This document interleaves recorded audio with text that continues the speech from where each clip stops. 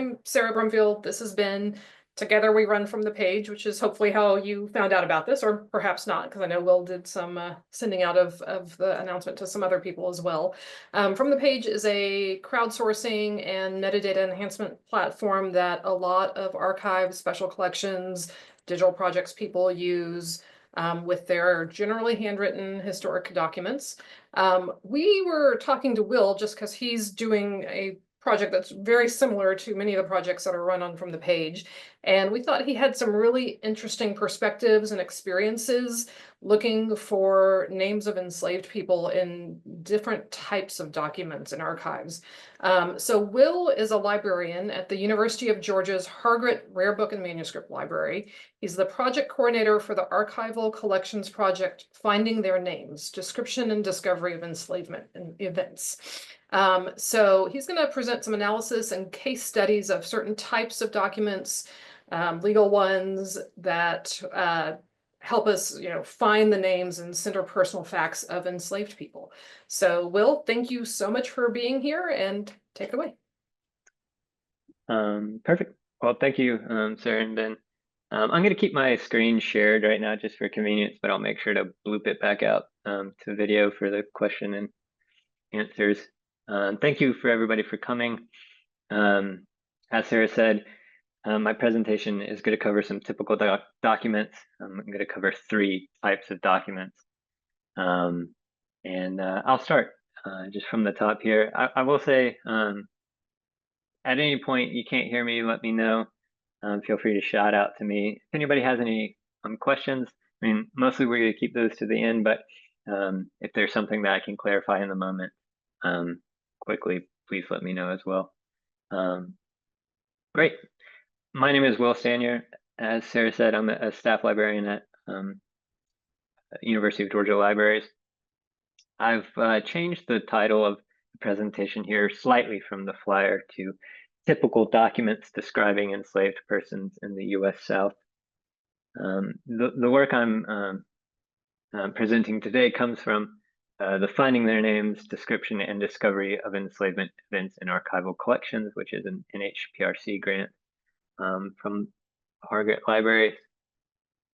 Our project is to describe, digitize, transcribe, and publish to the Digital Library of Georgia historical items with significant details like names, locations, and dates that identify enslaved persons and illustrate their lived experiences.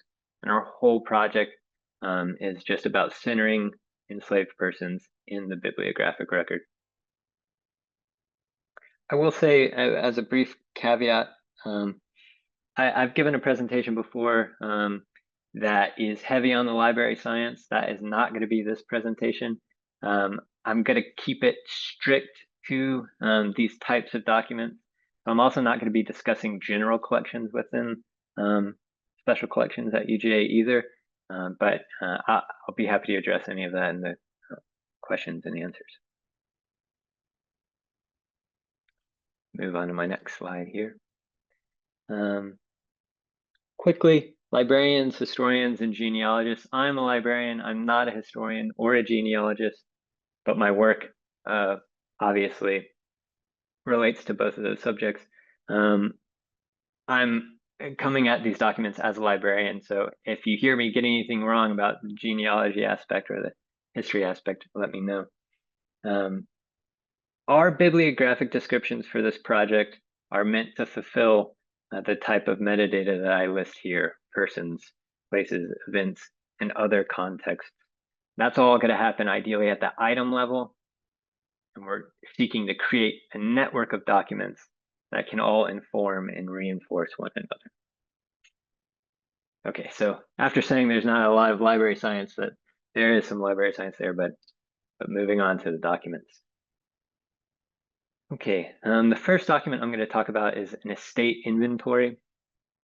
Here I have the warrant and appraisement and inventory for the estate of Charles West. I'll click into that in a moment, but let me first say that coming into the project, I didn't really know to look through estate inventories, to search for estate inventories. I didn't have a good idea of what that legal term, what the legal document was. they're related to last will and testaments, and they're really a legal consequence of a last will and testament. If the bequeathments of a last will and testament are going to be effectuated, the estate inventory is the necessary action after that. So wills sometimes name enslaved persons, but inventories most often do. I want to say they always do. That's not necessarily the case, but they most often do. And these inventories, they're comprehensive in a way that wills aren't, and they're verified by bureaucratic agents, appraisers who come and complete the inventory. And they present very detailed, factual narratives of the life of an enslaver and the people they enslave. So I'll say more about this as I move through, but it's a source document. It's a blueprint that can be used in network with other items. Let me click into here. So here you're seeing that inventory of the estate of Charles West. This is an 8-page document. This is early. This is from 1768, and I think you'll be able to tell that just from the style of the script and the writing. So there's some decoration on these first few pages. These are warrants of appraisement, listing the appraisers, and then you get into the actual document. This is the appraisement. We start listing items, and then it's not until many pages down that enslaved persons appear. So right in one page to the next, we have one steer hide, one cradle, one sewing glass, and then enslaved persons named Old George, Bess, Hagar, Jamie, Molly, Steely, Little George. And then ending in the next page with Tinny and Belinda, 70 persons in all.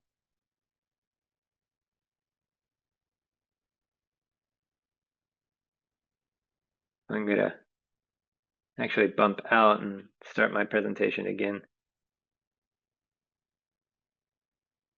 So Charles West is what we just looked at. In the record, this is what our scope and contents note will look like, naming the 70 enslaved persons. This is an inventory and appraisement of the estate of Thomas House. So same or similar kind of document, but from much later, from 1851. So that means we're in antebellum period rather than the colonial period, and we have a different robustly industrialized form of slavery, and that shows up in the documents that are to my eye, become more systemic and more organized. And here we have an inventory, and where I put arrows, we have Arthur, Dick, Jacob, Daniel, and going to the end here with Daphne and her child Louisa.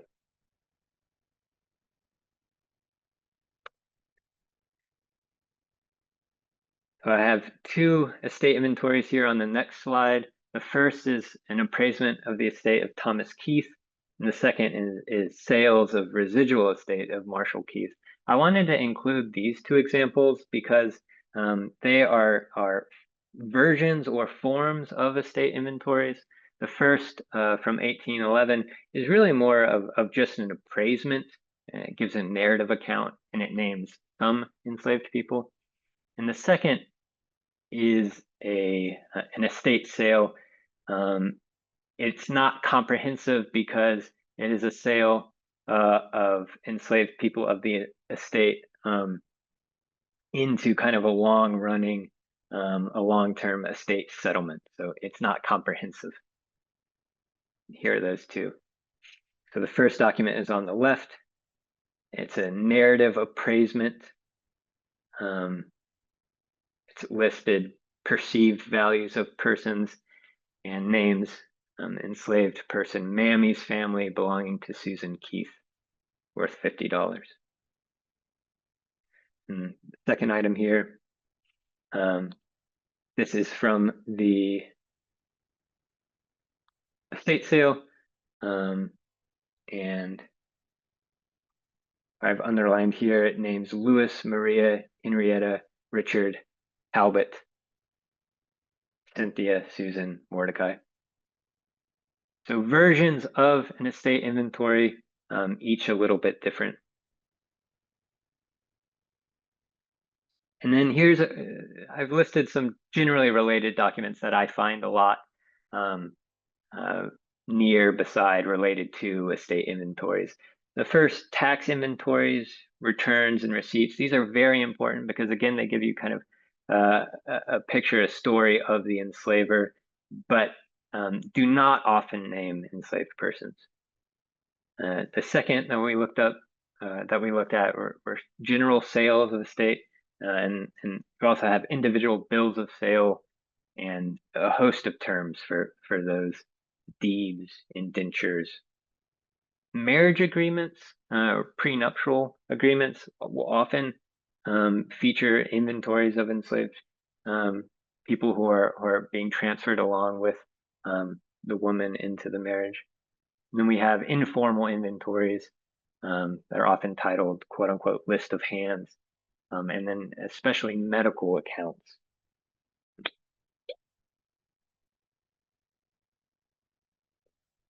Excuse me there. So again, estate inventories, they can be comprehensive and definitive in a way that other documents are not necessarily.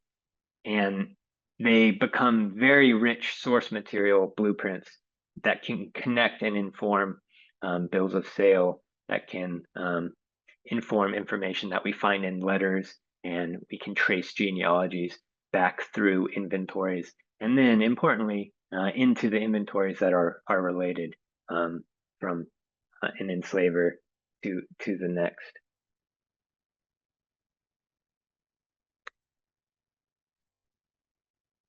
Here is the second type of document I'll be talking about is the fieri fascis.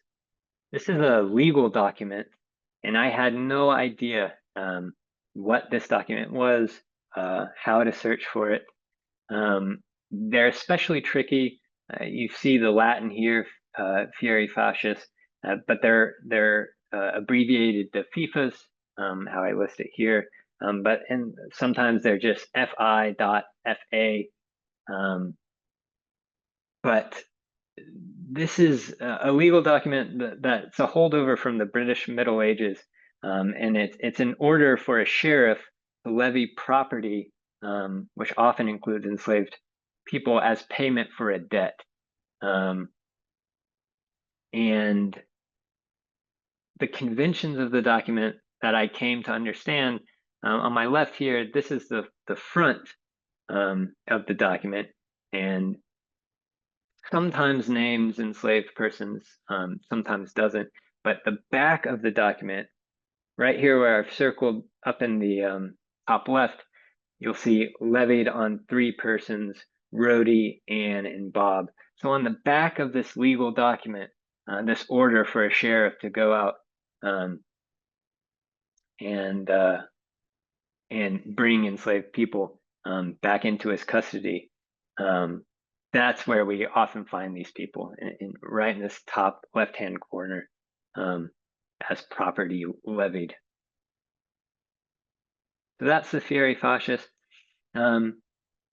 Because the sheriff is related in fieri fascis, and they are in order, a direct order for the sheriff to go collect property and collect persons considered property. I wanted to include some documents that were related to sheriffs that I find, and generally talk about the role of sheriffs in slavery in the U.S. South. So this first is a sheriff's sale. So actually on my right here, you'll see a bill of sale from a sheriff's sale. A sheriff's sale is really just an auction that results often from unsolved or unclaimed fieri fascis, similar to a bankruptcy sale, but property of the sheriff or the jail. So I'll talk about the document on my right here, but first on the left, this is actually not a sheriff's sale, but relatedly, it's an order from the courts to hold an enslaved boy named Jack, now levied. So this person, Jack, was involved in a fury fascis, and until Jack is transferred to the other person involved in the court case, he is to be held at the jail here under care of Sheriff Powell. And then on the right here is from a sheriff's sale. It is a bill of sale mentioning that the person George was transferred from a sheriff's sale. And interestingly, this sale is to the office of the governor. That would be Governor Gilmer in 1831.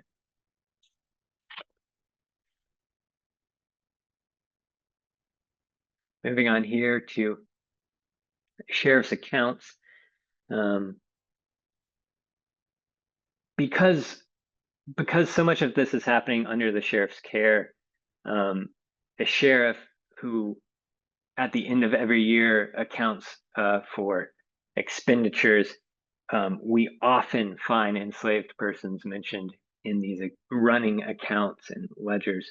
So this is an account that I came across from Edward Lloyd near Savannah. So this is his running tally for, I believe, the year 1782. Expenditures for that year. In the front document, may be hard to read, but it says keeping 4 enslaved persons for a span of time. So that's what I first saw, is 4 unnamed persons. But then this is a 6-page document. On the right here, you're seeing the last page of that 6-page document. And you'll see that at the total amount, Sheriff Lloyd then deducts the price of an enslaved person, unnamed, sold as property of Jacob Hale as part of a fury fascis, to settle fees due to the sheriff and jailer. So, the sheriff is accounting, making ledger of payments, and then comes up with this total figure owed to him, and then simply deducts the perceived value of an enslaved person that the sheriff will keep in his possession. And generally my point here, before I move on to the next kind of document, or my next slide, is that the sheriff is integral to the function of institutionalized slavery in the U.S. South. At every point, it's complicit and necessary for the legal functioning of the institution. So the sheriff, in a host of documents, is so often connected to individually named enslaved people, and people that we can use to trace to other documents, to other networks of people, to other genealogies.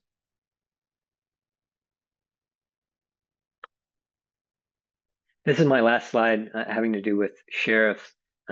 This is a letter, actually, so it's not a fury fascis, and it's not an account or a sheriff's sale, but I wanted to include it. It's something I actually found in doing research for this presentation.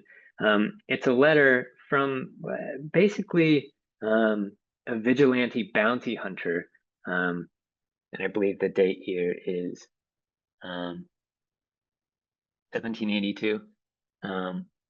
But this is a person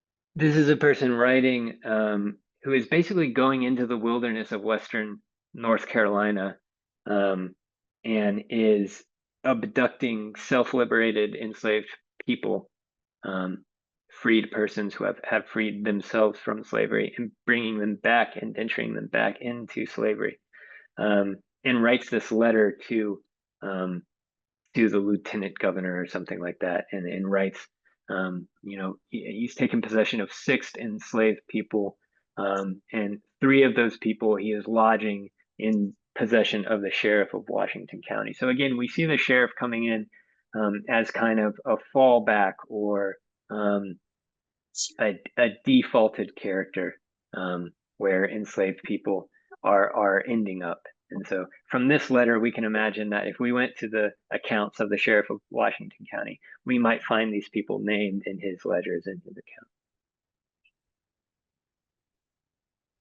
And then here, interestingly, we have also this note that Captain Francis Prince gave me his aid. I apply to your honor in his behalf for one of these persons to simply be given to Francis Prince.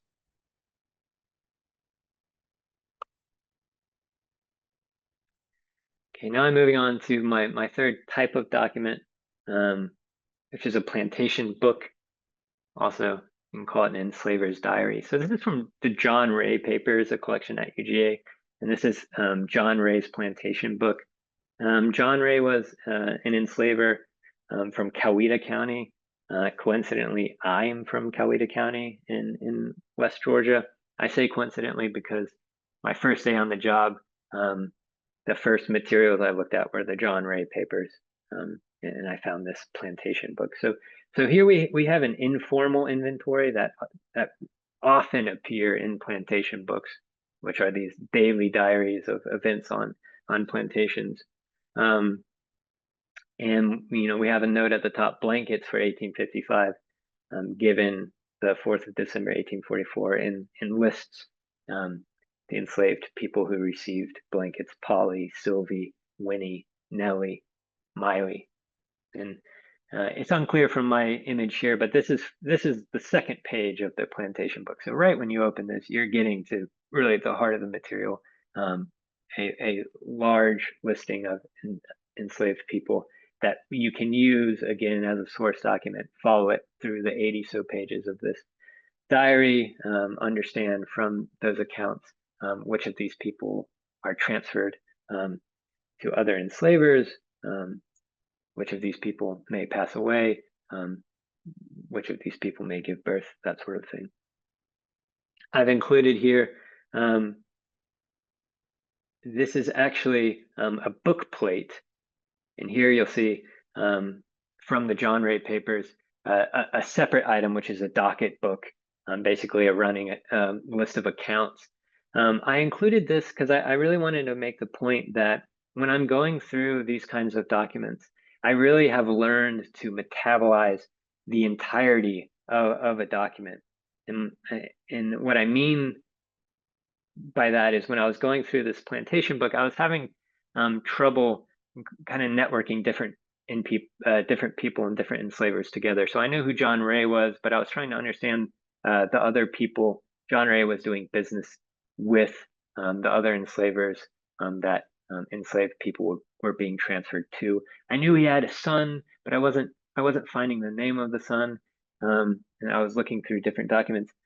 So in this docket book, I read through the entire docket book, and I didn't find any of the information I was looking.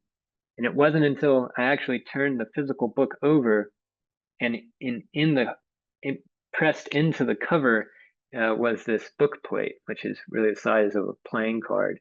And you'll see that it says a memorial to her grandfather and father, John Ray of Noonan, Georgia, and Lavender Ray of Noonan. And it's a bequeathed gift to the University of Georgia by Mrs. Ruby Felder Ray Thomas. And we have a Confederate insignia here, so we can assume Ruby Felder Ray Thomas is likely a member of the Daughters of the Confederate or similar groups. So it's important because this is a person who is volunteering their own genealogical record, and it gives us a foothold into understanding John Ray, Lavender Ray. And then if we just dissect this, the surnames included here, I'm sure we would find that Felder, Ray, and Thomas are all enslavers in their own right. This is another plantation book from R.T. Tribble. This is the first page, and the inside pages here. So you have descriptions of building a fence, and digging trenches, and then here, sold, Harriet, an enslaved person. So again, looking through the documents, this is the information we're looking for. And we find it in clearly demarcated inventories like I've showed you before. And then we find them as footnotes nestled in the daily accounts of plantation economies. What I just showed you was a plantation book from R.T. Tribble. Also in the Tribble collection is a family Bible. The Tribble Bible does not feature any names of enslaved people. It just features the family genealogy of the white members of the Tribble family. But I wanted to use it as a segue into this related document that I'll end my presentation on, which is the quote unquote slave Bibles, which can feature enslaved genealogies. So in the Hargrett libraries, we have the Bowen Family Bible, which is a very well-studied document, especially by two researchers I'll mention here, Sidonia Serafini and Luke Christie. And I'm pulling here from a presentation of theirs. So the Bowen Family Bible, we have an illustrated Bible, and here in the first 2 pages, if you open that Bible, kind of annotated into the Bible are these inventories, the births of enslaved persons. And so you have this handwriting, smack dab imported into the family Bible. It lists 15 mothers, 43 children, 3 generations of one family, Nancy and her daughters, Harriet and Mariah, and their children, Gideon, Morris, and Luana. The genealogical information here is of utmost value for descendant communities. Also on display here, of course, is the gruesome hypocrisy and strange conceptual double standard inherent to enslaving white families. But the genealogical information here is critical. Sidonia and Luke kind of took that to find a descendant of the people listed here, Eldridge Wallace Bowen II, which is a scholarly article on the Oxford African American Studies Center. I encourage everyone to look through it. So Slave Bibles was a document that I came to understand very recently following the research of Sidonia and Luke and Barbara McCaskill at the University of Georgia. And so then I suddenly, similar to inventories, similar to keyword searching, sheriff, and that sort of thing, with the slave Bibles and family Bibles, I had another kind of document to search. So in the past 2 weeks, even, I've been searching Bibles in our collection, and there are many, many to be found. So here, this is a Bible belonging to R.L. Moss. And again, you'll see this is an image of the book, the New Testament, starting on the right. But so in between the Old Testament and the New Testament are these records of births and deaths of enslaved people of the Moss family. So this is just a contextual photo of the whole Bible. And then here are the pages that are listed. So we have 3 pages, beginning in 1792, Ruth, born perhaps in 1792. Second page, Ella, Hopi's child, born July 25th, 1863.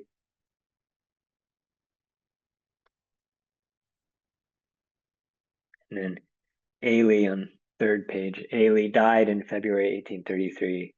Taylor, Seeley's son, died in the spring of 1853. So obviously you can see how starting in 1792 and running to 1853, we can get a really extraordinary picture of specific people and firm genealogical records here. I mean, if you see Ruth, who is first mentioned, born in 1792, this right side column is really all of Ruth's children who are listed.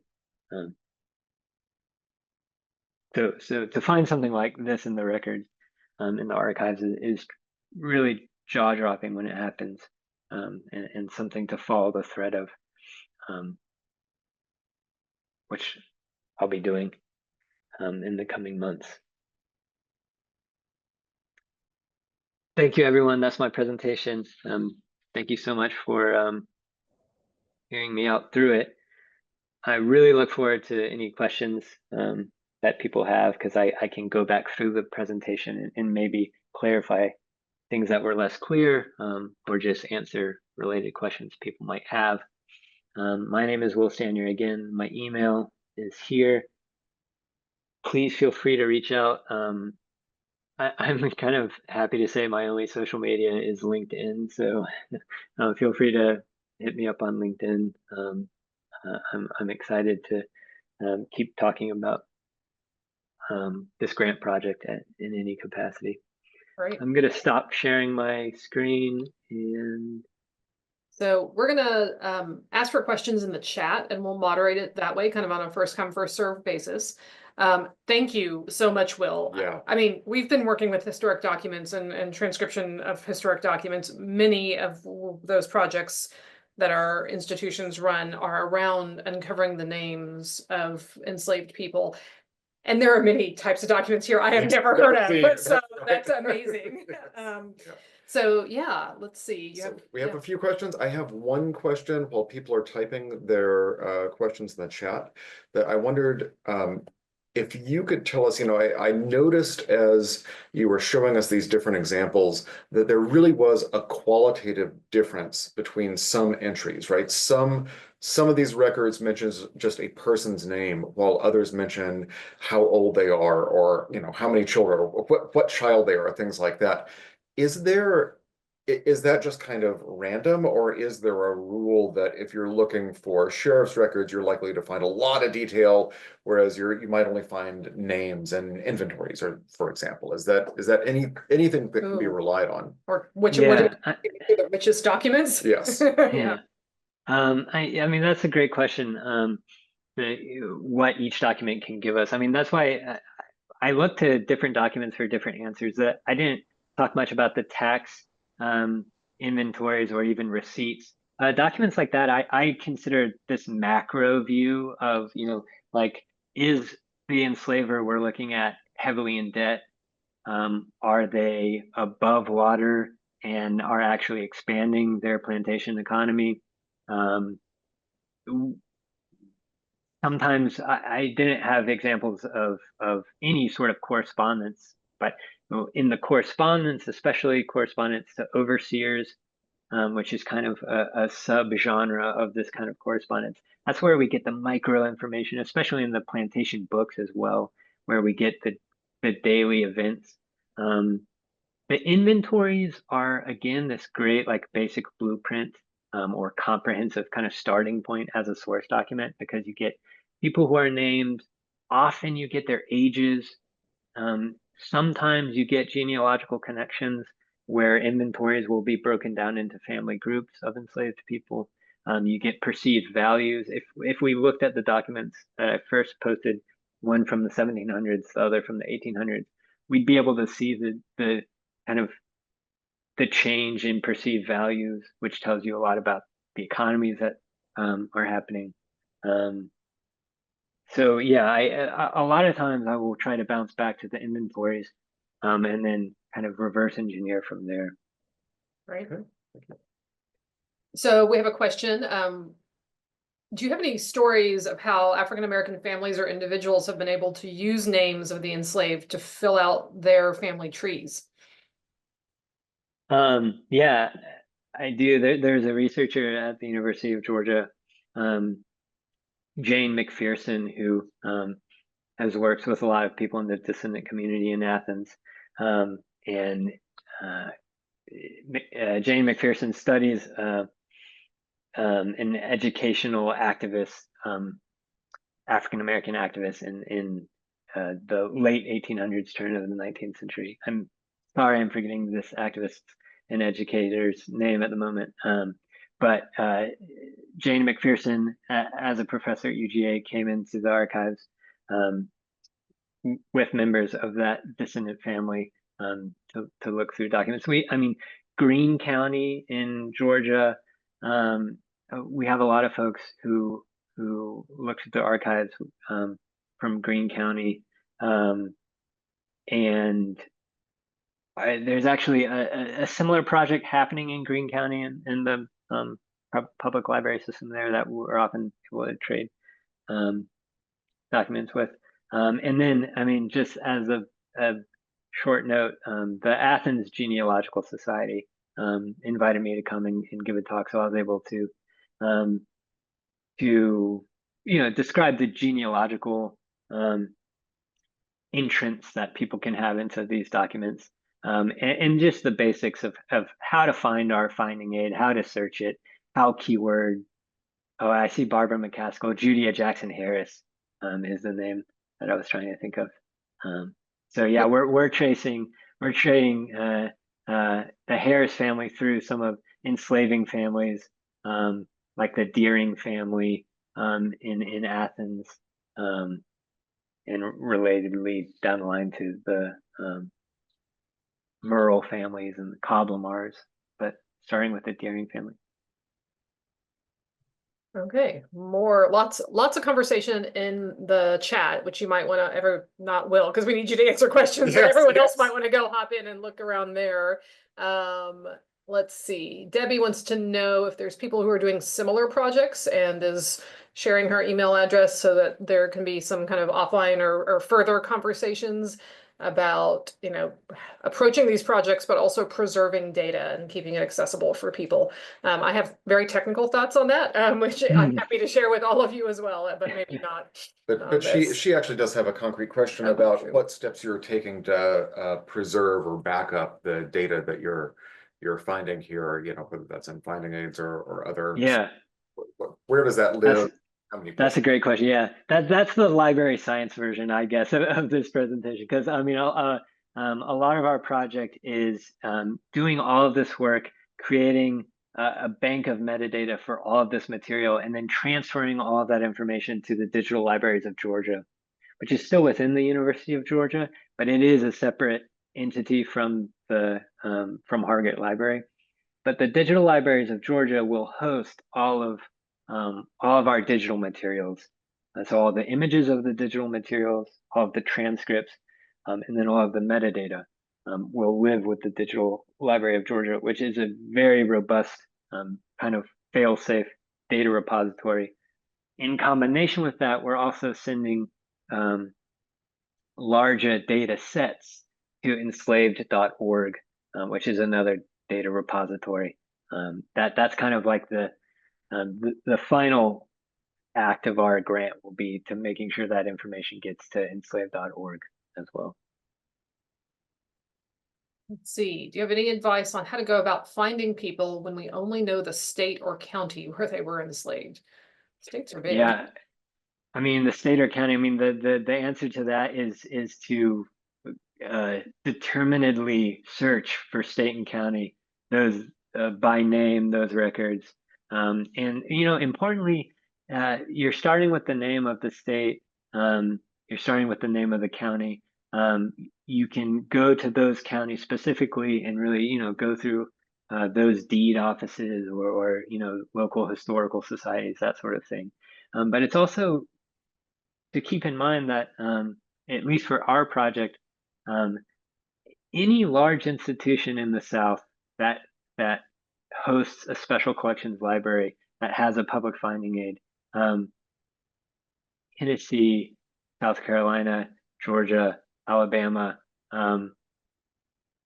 these institutions will very often have records from counties that maybe on the surface don't have anything to do with that institution, but these records exist in those institutions simply because the interconnectedness of institutionalized slavery in the antebellum period is such that these documents get traded everywhere. So, you know, in the UGA libraries, we have material from Alabama, from Florida, from South Carolina, from North Carolina. It's not really our position to disseminate, you know, those primary sources to those institutions so that they can all kind of match their name and place. They live in our library, and we give them appropriate bibliographic description so that people from all over the country can find their place. So that's same sort of work. You know, search wherever you can. I'm going to move on to a more technical question. Can you share how you find the names of enslaved people in the record? So is it a methodical reading of each page, or have you been using AI or other tools to pull out the names or locate pages with the names either more easily? Yeah. I will. So I should say that in my project, I'm analyzing records that have already been accessioned into Hargrett Library, into special collections.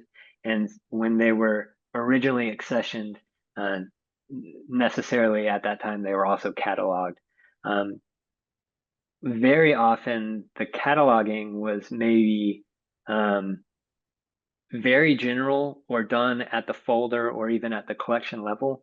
So you could have 50 bills of sale specifically naming enslaved persons, all a part of a folder that just says miscellaneous papers or something like that. So our project will go into that and build out those item levels. But really, I'm starting with bibliographic descriptions that I think could directionally point to documents having to do with enslaved people, naming enslaved people. And that's where you start with a sense of it. You pull up the box from the archives, you go through it.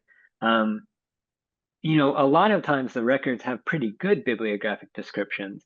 They simply don't specifically name the enslaved people. And our project will always seek to name the enslaved person in that document. So again, you know, all of the last will and testaments in the archives will have the name of the person who has died. If I know that that person is an enslaver, I can look at the last will and testament and then follow the breadcrumbs from there. Is there an estate inventory? Does the estate inventory name other enslavers? Are there bills of sale that I can pull from that? So, you know, that sort of thing. And the last thing I'll say is also knowing your keywords and to search for the keywords, like knowing to search for the keyword inventory in our digital finding aid, and then working from the digital finding aid to the physical documents.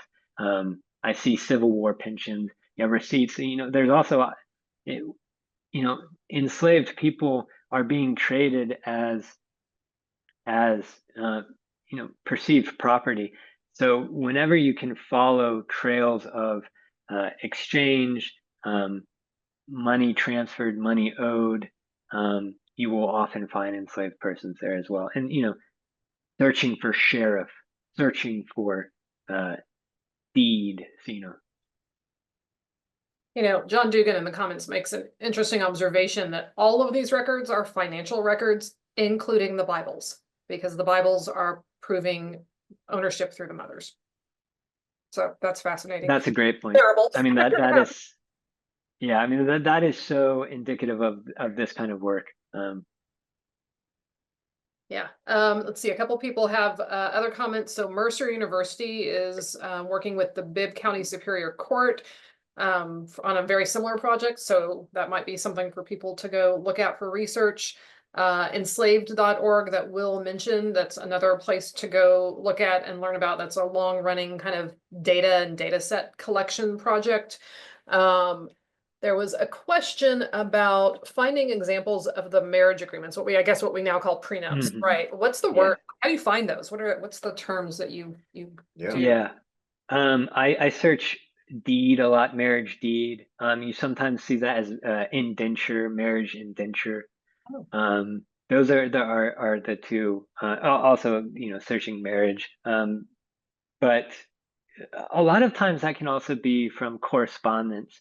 You zero in on a date of a calendar date that's being described that a person is being married, or someone describing a marriage in a letter, and then I can follow those descriptions to actually hopefully find the physical document. But I often find those titled as deeds or indentures. So we've got another question that's kind of similar. You're pointing out that sheriff and sheriff records are really useful, but the question is, if you look at county historical societies, clerk's offices, filing tends to be really inconsistent.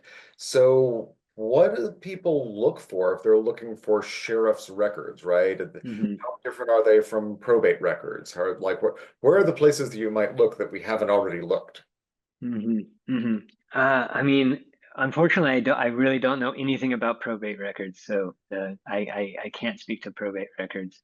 From my privileged position, I am searching in a library archive, so I'm not walking down to the county court office and asking to see those records or going into historical societies. But I mean, the answer generally is, I mean, again, this sense of financial transactions and enslaved persons being represented in financial transactions. If you have records of a sheriff, and some of those records or related records are going to detail financial activities of that sheriff, you start to follow those wherever they may be. And that it could quite often be digging through basements of a condemned courthouse in Grantville, Georgia. I mean, unfortunately, not every institution keeps their records in archives. Got another interesting metadata question from John Dugan, which is that when you're creating these finding aids and these other data sets, do you stay true to the transcription from the original records, preserving potentially like outdated or offensive language, or do you use more modern, more sensitive terminology? Or both?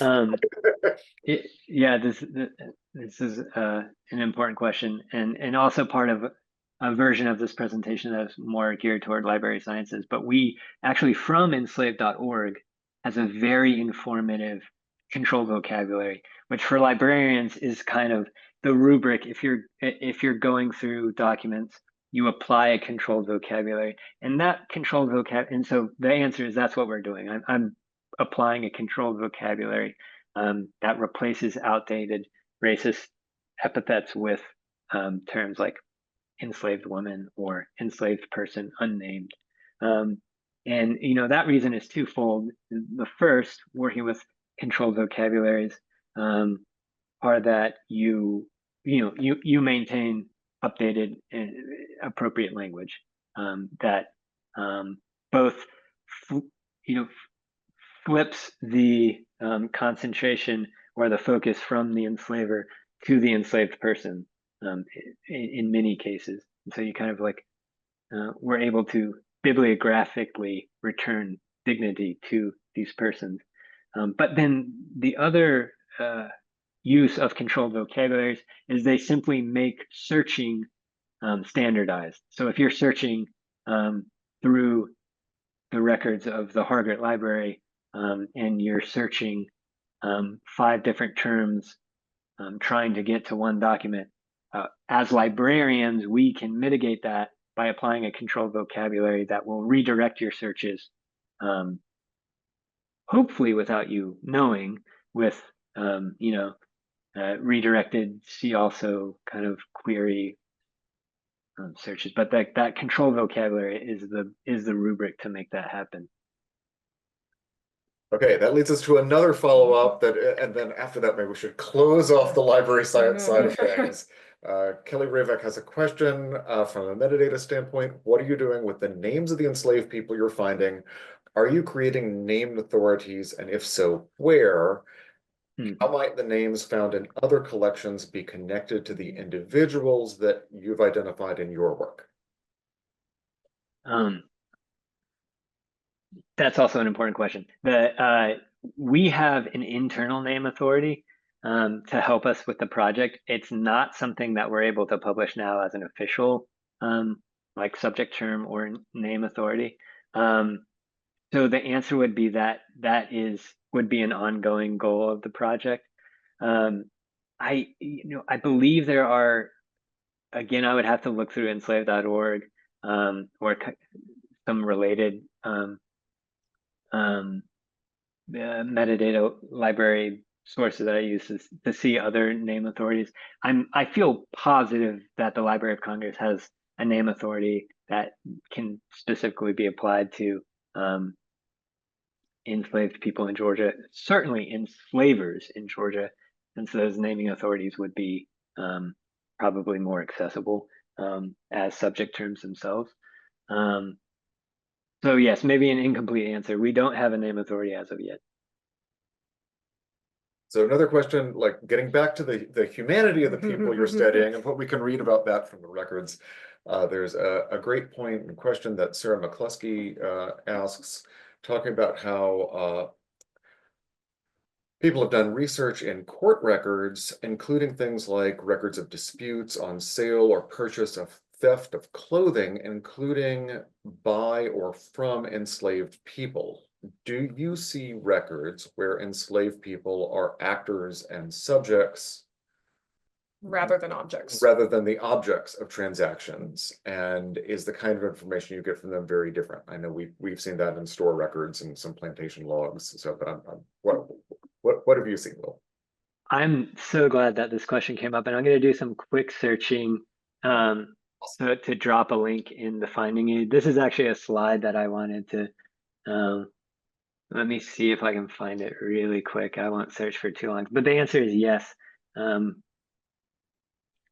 Will's looking for that, this is the most active chat I think we have ever had in a webinar, and I'm gonna pull it and send it out with the recording.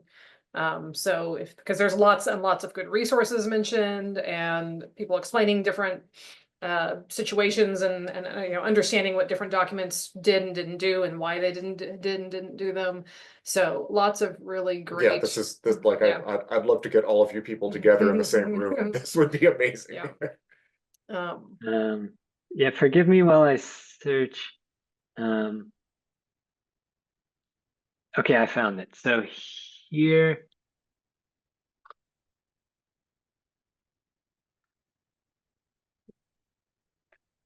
And then I'll explain what I'm dropping into the chat.